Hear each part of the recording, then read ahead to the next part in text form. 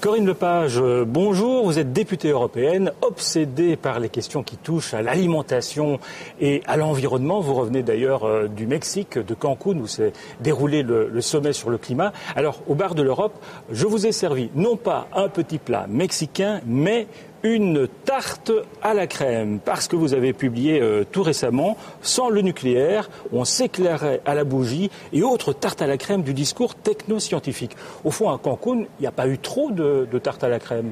Non, c'était inespéré, mais c'est un succès formidable. Je me rends compte en rentrant en Europe et en France que les gens regardent ça d'un peu de loin en se disant bof, bof. Non, pas du tout. Pour ceux qui ont participé à la soirée finale où à 4 heures du matin, 3000 personnes étaient enthousiastes parce que 185 États venaient de se mettre d'accord sur 2 textes, dont l'un contient énormément de domaines traités, que ce soit la forêt, que ce soit le fonds vert, que ce soit les méthodes de comptabilisation. Le fonds vert, c'est pour aider les pays en voie de développement. C'est 100 milliards qui doivent être débloqués pour les pays du Sud, que ce soit les transferts de technologie, la formation, en fait, tous les sujets sont traités. C'est une avancée absolument formidable. Mais ça ne reste pas promesse? Ah non, pas seulement. Oui, bien sûr, il y a une partie de promesse en ce qui concerne l'argent, parce qu'il y a un fonds, mais il n'est pas abondé. Donc on ne sait pas qui et comment on va le financer. On sait qui, ça va être les pays du Nord, évidemment. Mais ça va être le public et le privé, et maintenant les pays du Nord qui ont signé doivent passer aux actes.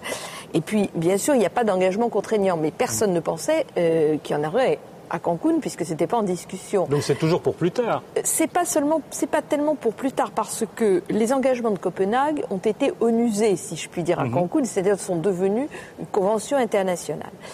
Les moyens de passer aux engagements contraignants ont été mis en place puisque c'était largement la question de la comptabilité et du contrôle.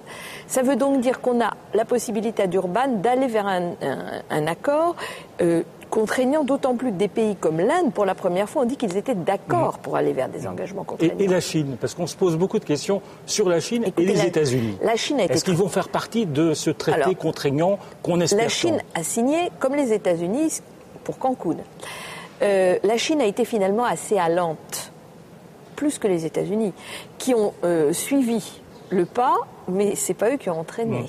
D'ailleurs, c'est en fait le Sud qui a entraîné. Et moi, je suis assez confiante, ne serait-ce que parce que les efforts en termes d'investissement faits par l'Asie du Sud-Est, la Chine et la Corée, pour les écotechnologies sont absolument gigantesques et l'Europe aurait singulièrement intérêt à accélérer le mouvement. Alors Corinne Lepage, je vous interromps parce que vous le voyez, il y a des petits parasites qui apparaissent là et derrière ces parasites, quelqu'un qui va vous poser une question sur un autre de vos dadas, l'alimentation. On regarde. Bonjour Corinne Lepage, je me présente Stéphane Doyon, je travaille chez Médecins sans frontières où je suis responsable des questions nutritionnelles. J'ai une question pour vous. L'aide alimentaire de l'Union européenne distribue des aliments qui sont complètement inadaptés pour les enfants de moins de 2 ans, c'est-à-dire des farines à base de céréales. C'est un fait établi puisqu'il y a eu plusieurs réunions d'experts, notamment organisées par l'Organisation mondiale de la santé sur ce sujet. Ce sont des farines qu'on ne distribuerait pas aux enfants européens en milieu de précarité. Et donc on a vraiment affaire à un double standard. Donc voilà ma question. Est-ce que vous trouvez ça normal et que comptez-vous faire par rapport à cet aspect-là ?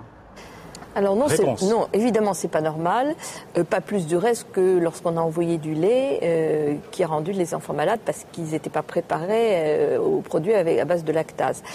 C'est la commission du développement qui s'occupe de ces sujets plus que la commission environnement santé des consommateurs.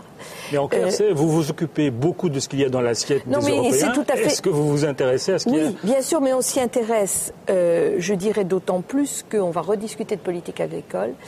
Et que le développement de l'agriculture vivrière, tout ce que l'on pourrait faire en faveur de ce que je pourrais appeler une PAC des pays du Sud, il faut le faire. Et donc nous avons, nous, une grande responsabilité, non seulement dans l'aide que nous apportons, et la critique est tout à fait justifiée, mais aussi dans les politiques internationales que nous menons, parce que si nous continuons à engager les pays du Sud sur des monocultures au lieu de développer l'agriculture vivrière, évidemment, on n'aide personne. Vous, votre combat dans le domaine de l'alimentation, c'est surtout un combat contre les OGM et j'allais dire contre la commission Barroso que vous qualifiez de pro-OGM. Barroso, il essaye de fourguer des organismes modifiés génétiquement ? Oui, mais mon combat n'est pas celui-là. Enfin, je veux dire, oui, bien sûr, je m'intéresse aux OGM, mais je m'intéresse de manière beaucoup plus large à tout ce qui fait la santé. Et tout ce qui fait la santé en matière de prévention, tout simplement parce que je pense que, et c'est une évidence, que ce soit en termes humains ou en termes économiques, mieux vaut évidemment prévenir que guérir. Donc avoir un environnement sain, une alimentation saine, ça fait partie de la qualité de vie et de la prévention de la santé des Européens. Et là, l'Europe est un garde-fou. Et je pense que nous avons beaucoup à progresser encore dans ce domaine, oui, bien sûr. Alors, question d'une internaute, Mireille Blum de Deauville.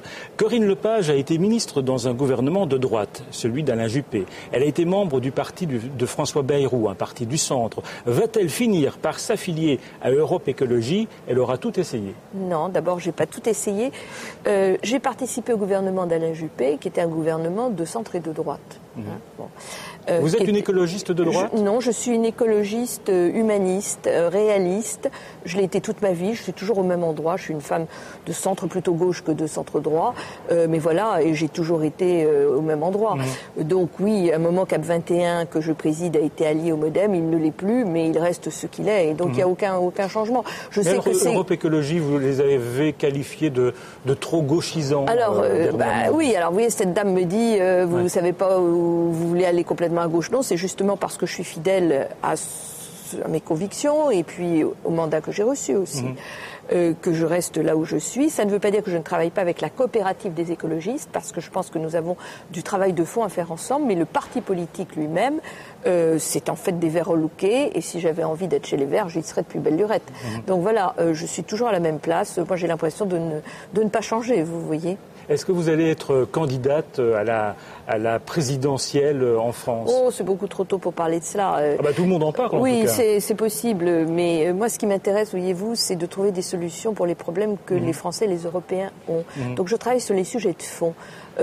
Ensuite, voir ce qui se passera à la présidentielle, le moment venu, on le verra.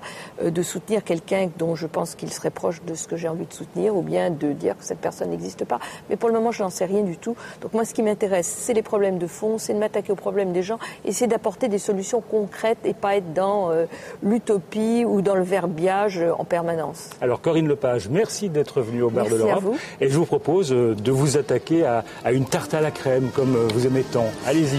Merci beaucoup.